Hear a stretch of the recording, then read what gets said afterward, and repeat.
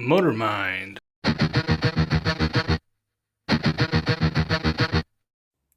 Hello folks, welcome to my channel. I'm doing another Scotty Kilmer review on a video of his.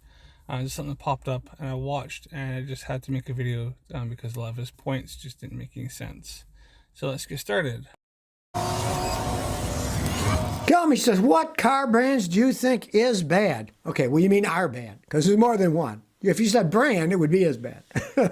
I'm an educated man. I was writing my PhD at one point in time, so.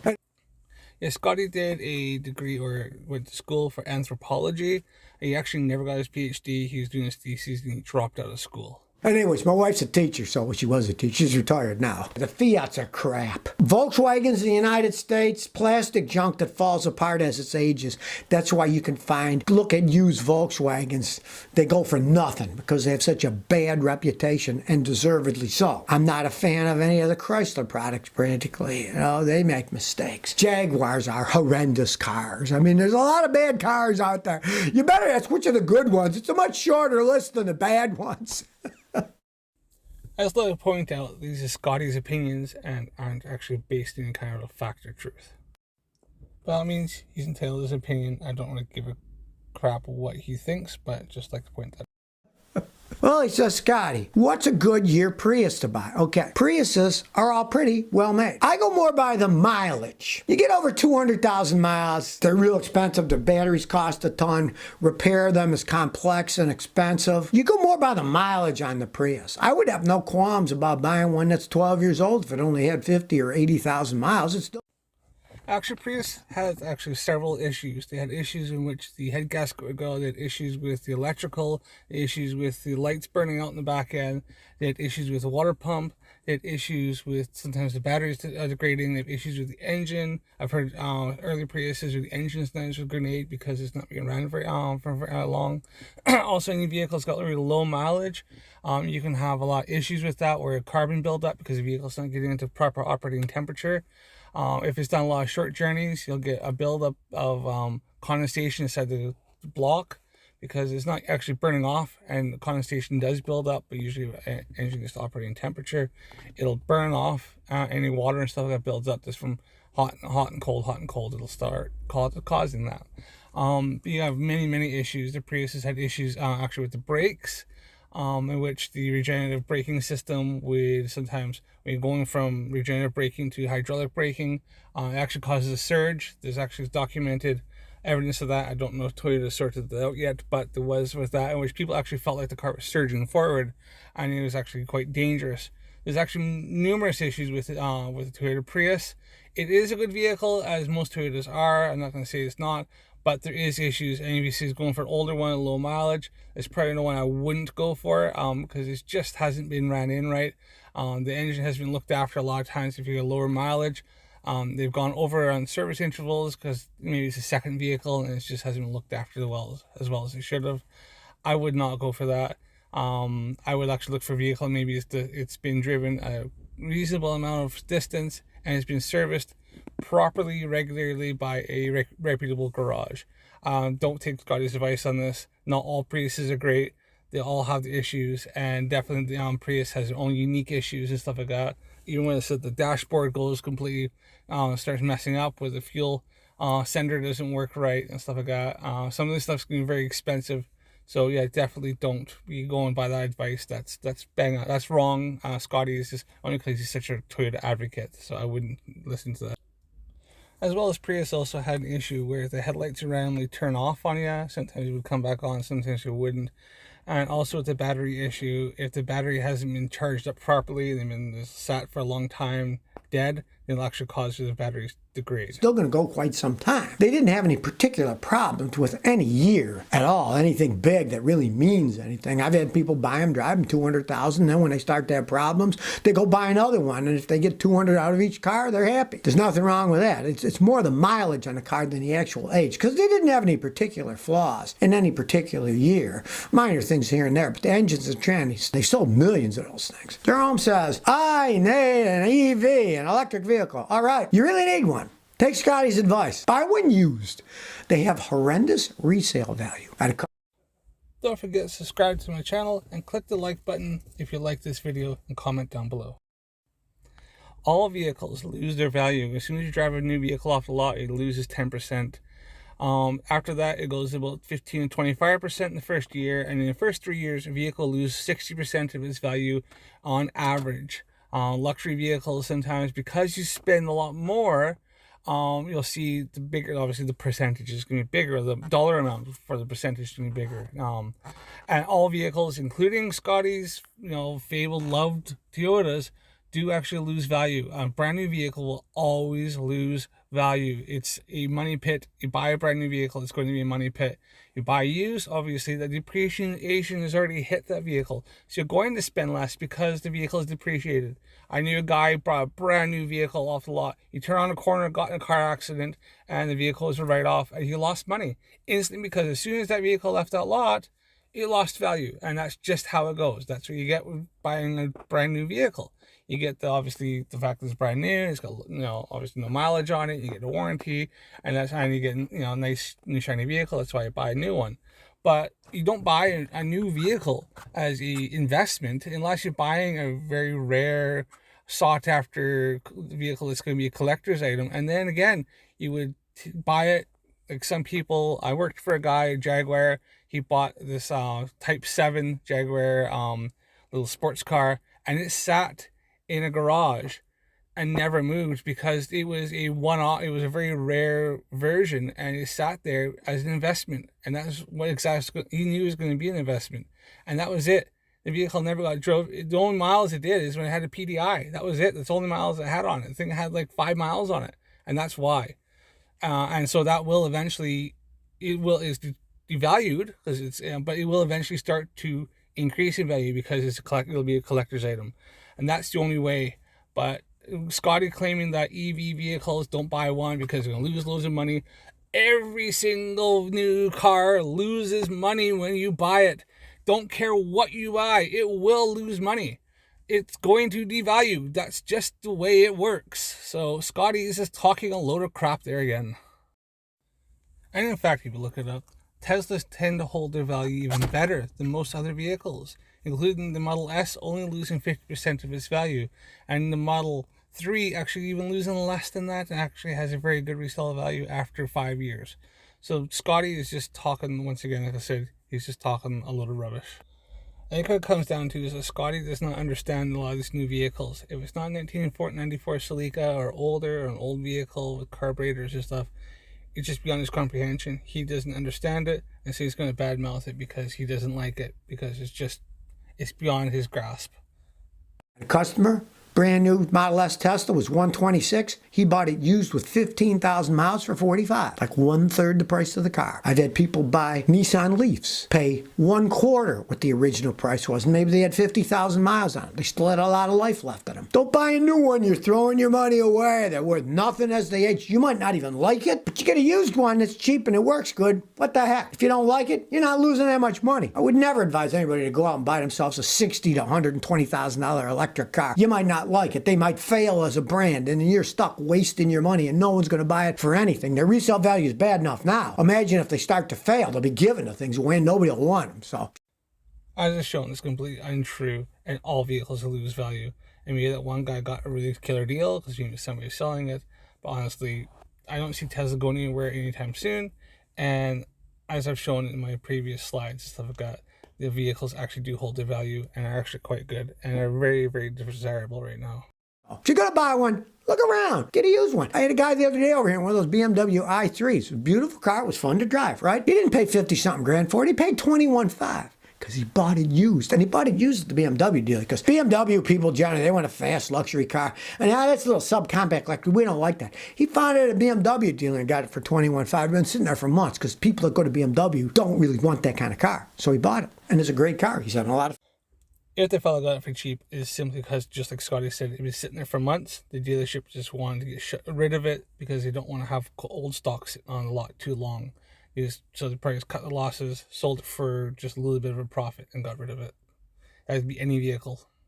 A lot of fun with it. Patrick Zambori says, good morning, Scotty. Here's one that baffles me. I got an '08 Matrix with a 1ZZFE 4-cylinder engine. I found one of the vanes on the inner part of the cam actuator broken clean off. Why did it break? I'm hoping you're not the original owner, because if you're not the original owner, the previous owners just didn't change the oil enough. That wears. The first thing that's going to wear from dirty oil or lack of oil is the cams, because they're on the top of the engine. The oil pump's on the bottom. It's got to pump it up there. Somebody didn't take care of the oil and it broke off because they didn't take care of it. You didn't say how many miles you have on it. I mean, eventually things will break if it's got 250,000 miles. But if it's just normal mileage, it's generally, they don't maintain them right, then the engine breaks. They're complicated engines, but they're well made. So I tell people, if you don't do anything to your car but one thing, change the oil every 5,000 miles or so, and you'll be happy. It'll last a long time. Toyotas are well made, but anything will break if you don't take care of it, especially if it's still...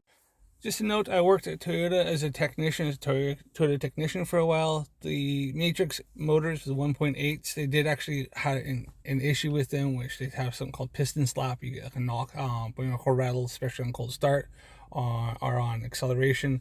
The only way to actually fix them was to go to a scrapyard and actually get an engine, because Toyota didn't produce the engine anymore.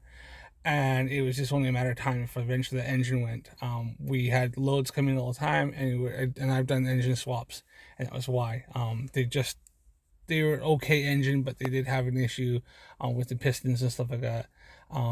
Scotty's probably right. I mean, lack of maintenance is probably why that guy's having issues with his cam phasers. But they did have issues with his engine, and Toyota stopped producing them a long time ago. Still runs good. The H2O man says, Scotty, I got an '07 5.7 liter Toyota with 302,000 miles. It runs great, but there's a lot of valve clatter. Anything I can do to quiet it down? Should I just live with it? Well, you got 302,000 miles. Here's the problem with that engine design. It doesn't have hydraulic lifters like an American car. And it's not like a Honda where you just take the valve covers off and you loosen the bolts and then you turn the screws until each valve is adjusted. If you got an 8-cylinder engine like yours, geez, there's a lot of adjusting, right? But Toyotas are a real pain in the wazoo when they finally clatter and they're worn, because their cams sit on top of a stainless steel shim. The shims wear. You got to measure all of them and see what's off. Then you got to take the whole top of the engine apart. You have to have it written down. You take out the first shim, and you got to remember how much that was off. Then you would have to measure that shim with a micrometer, then buy another shim that was 0.008 of an inch taller. Not any fun. Call a Toyota dealer, ask them what they're going to charge you, adjust the valves, you're probably crapping your pants. As long as it runs okay, they do go an awful long time. I've never had them adjusted in my 94 Celica, and it's a 4-cylinder. It makes a little noise, but it still runs good with 240,000 miles, so I just live with it. I'm not going to do I probably give different advice. I mean, honestly, if that vehicle's gone over 300,000 miles and it's starting to have valve clatter and stuff like that because the shims are worn on the top end of the engine, if you're looking at keeping the vehicle and you're going to keep driving it for a long distance, or you rely on the vehicle and you want to have the engine running right, then it might be worth you actually having that done. Yeah, it's going to be expensive, but look, it's lasted 300,000 miles already, and it's starting to do that. So if you have it done, then obviously those shims and stuff are most likely, as long as you keep up on maintenance, going to last another 300,000 more. So I mean, it's going to be, you're going to pay for it and probably never ever have to have that done again. Probably the frame's going to crack in half before that's ever going to, you're going to need to have that done again. So obviously it'll be up to you. You can just maintain it. Obviously the vehicle's not going to run quite right because you're going to have, you're not going to get the valves opening up all the way as you should, or the timing is going to it's going to be off by a tiny fraction amount. So the engine's not going to be at its peak operating capacity, but it'd be up to you. That's what I would say to Scotty. He's saying this to kind of leave it, but if I was speaking to this customer, I would just kind of say, look, 6 of one, half a dozen of the other. I'm quite honest, the fellow with the truck could probably shop around, go to an independent shop, and they probably could do the exact same operation for a lot cheaper, because you'd have less labor rate, be a lot lower at an aftermarket shop, and it's just doing valve shims. It's not that not that specialist of a job to do. And do all that work. That's just an insane amount of work. Ellen Lawson says, my '03 Envoy shows sloppy steering. Fits sloppy. Something's worn. I got a video you can watch. It'll explain it all in depth. Most people like videos, so. Look, I've seen Scotty's repair videos. I don't think any of them are in depth. The longest is maybe like a 10 minutes That's not in depth to show how to diagnose and repair front steering, sloppy steering, suspension, stuff like that. He's just talking crap. He's trying to pitch his own videos, but none of his videos are in depth. There's much better videos, mechanics on YouTube that'll show proper in-depth how to diagnose and repair different components and stuff like that, and for steering and suspension. Yeah, he is right. Obviously, you want to feel up and down, back and forth. Sometimes it works, sometimes it doesn't. He didn't mention that you should probably have your engine running, because if you have a rack and pinion steering, you might feel movement if the engine's off, but then with the hydraulics running, it'll take that up. It's the design. Obviously, you have to have a little bit of play in the rack and stuff like that to allow for movement. If it's too tight, then you're just gonna have things wearing out. You need the oil to get in there. So yeah, you want, shake it, but maybe just take it to a mechanic. If you're not proficient, just take it to somebody, a proper shop, who can look at the vehicle and diagnose it properly. But yeah, don't watch Scotty's videos. They're definitely not in depth. He skips over lots of stuff like that, makes things. I see one he did timing belt. I think the video was like 5 minutes long. And, that's not even close to being in depth. Just go to Fix Your Own Car Suspension Scotty on YouTube. You can watch. You jack the car up. You pull on the wheels at 3 and 9. If it wobbles then, usually it's a tie rod. Pull it at noon and 6. If that wobbles, it's usually a ball joint. If you don't get any wobbling then, put it on the ground. Turn the steering wheel. If the steering wheel's got slop, then somewhere down the line, you probably got either a bad power steering rack itself that's giving that slop and the wheels aren't moving, or the power steering shaft that goes from the steering wheel down. They have little universal joints on them. And if it's a real old car, they get worn, and when you turn them, the joints move, but the wheels don't. And that's a pain in the butt, because basically the steering column's going to need replacing. Nobody really fixes those things anymore. They would just replace them. But normally it's a tie rod, ball joint. I just like to say, sometimes universal joint in the steering column is actually serviceable. It's only held on by 2 screws that kind of lock it in. Not all, but there are some. Look underneath, you can see it. You might see 2 screws, and that actually will come off on your shaft. You only have to replace a small bit. Also, could be other things. Could be lower control arm bushings, could be worn out, the back bushing. It could even be subframe bushings. I've seen that where it can cause, because the whole unit's shifting back and forth a bit. It could be, there's other things, not always a rack, but he's not 100% wrong, but there are other things he failed to mention there. So just to kind of, look further into it, or say, get a mechanical look at it. Joint, or your wheel bearings. If your wheel bearing's bad, then when you wiggle the wheel at any angle, it'll go back and forth, because it's the wheel bearing in the middle, and anytime you grab it, it'll wobble all over the place. So check. If wheel bearings that loose, like that worn out, you would have heard howling from the front end, and most likely would have gone in for that, as well as you would have found your brakes when braking distances be longer, because if it's that worn out where it's moving around, then your brakes will actually, the pads will actually be wider apart. Because the disc will be moved, and it'll actually be pushing the pads back further than they should be, and not sitting where they should be. So you would have other issues if it was a wheel bearing, especially to hear the howling, a groan from the front end, or the back end, or wherever, or the front end, because you're talking steering here. So you would have other issues as well.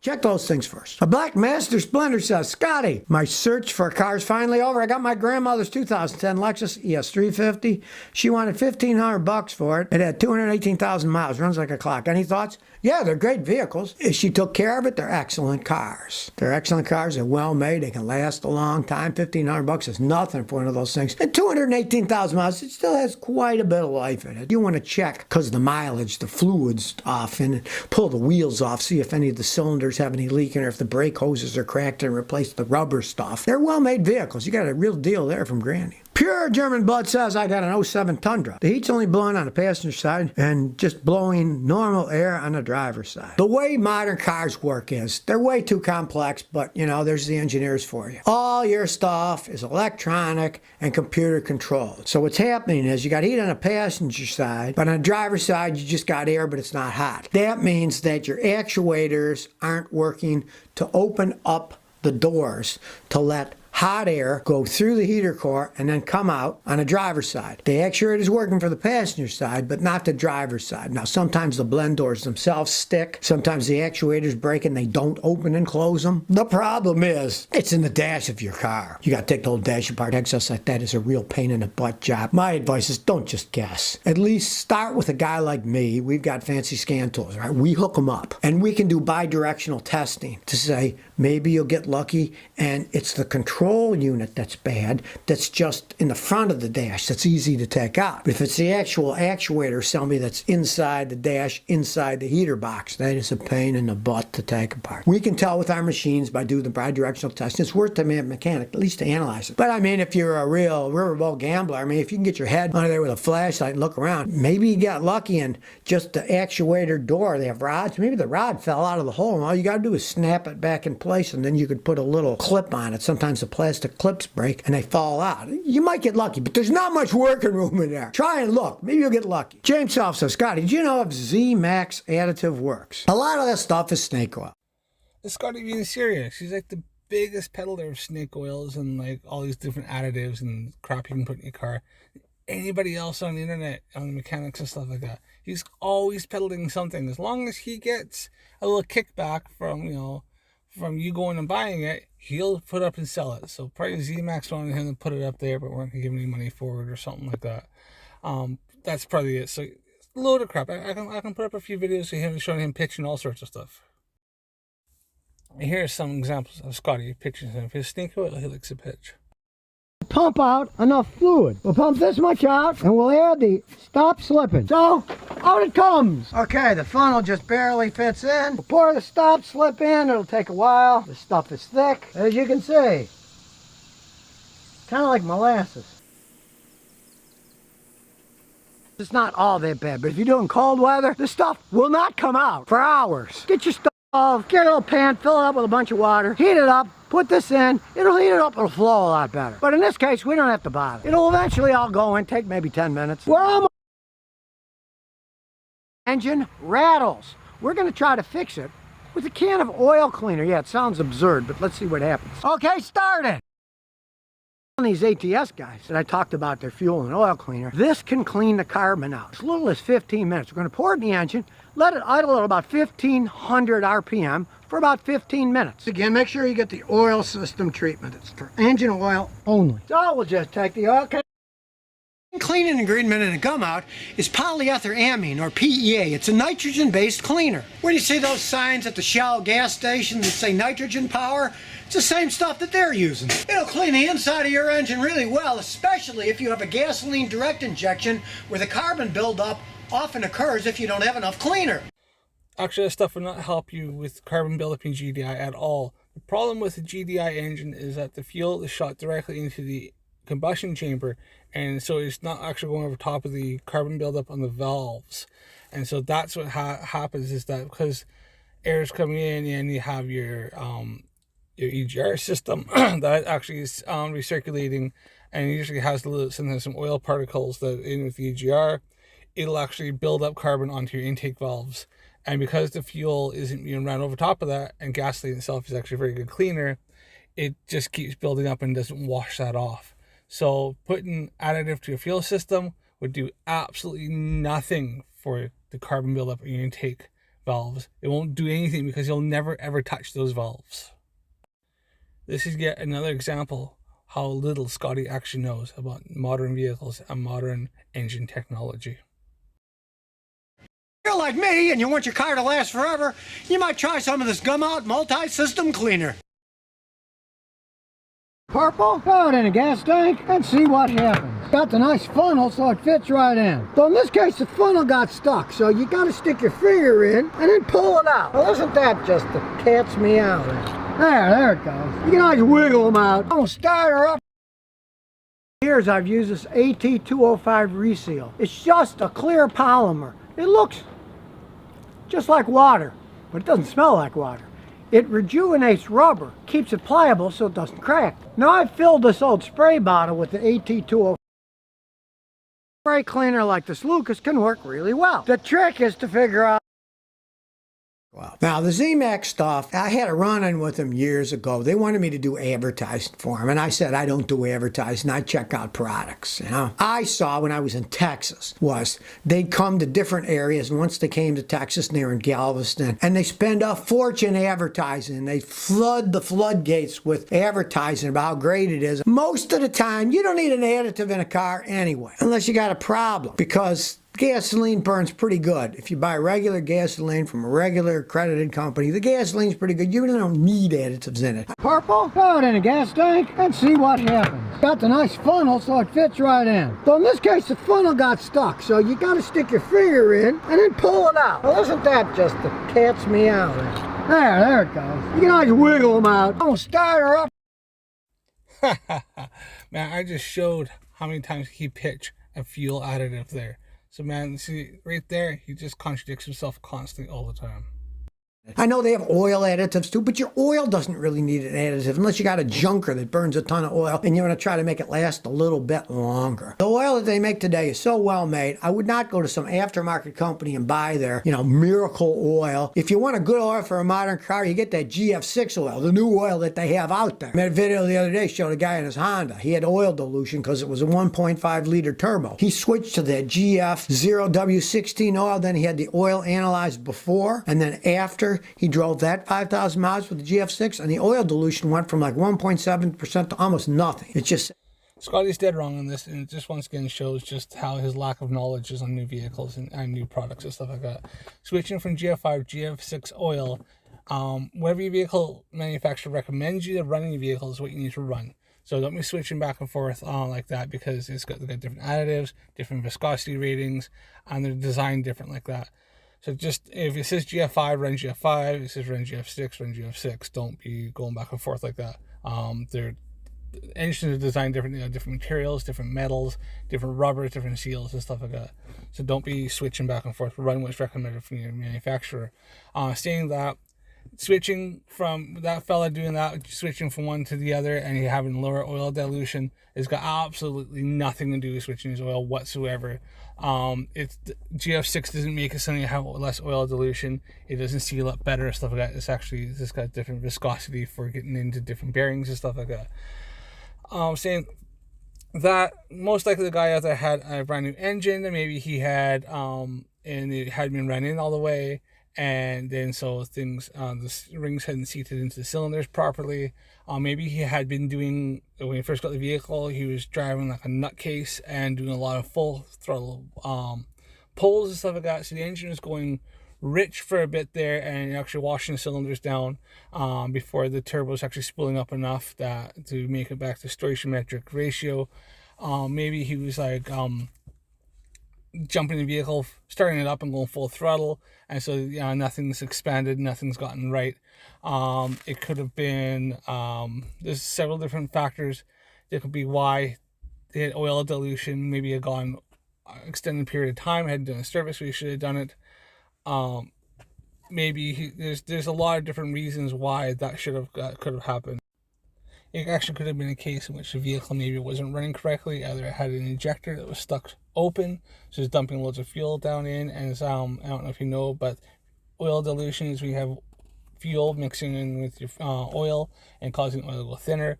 Could have had a misfire condition in which cylinder not firing correctly. It could have had underboost condition in which the vehicle wasn't boosting properly, so then it's running too rich. There's numerous issues. Most likely there's nothing to do with changing his oil from GF5 to GF6, and it's more likely due that he had a problem, or like an air filter or something that was plugged that was making the air fuel ratio off. So the point being is that switching from GF5 to GF6 didn't sort out his oil dilution problem at all. Most likely there was another fault with the vehicle that we had it done. They repaired the fault, and then now the vehicle's actually running better as it should. Just said trace elements, so it's much less than 1%. The stuff does work. Buy good oil, don't buy additives. The additives are a waste of money, or sometimes they even harm. If the weight is too heavy and it's a light oil you're putting it in, then the engine won't pump the oil up fast enough, the cams will wear faster. Engineers design these oils to really work well. You use the right oil, you don't need to put any additives in it. So if you never... Thanks for watching, hope you enjoyed this video, and see you next time.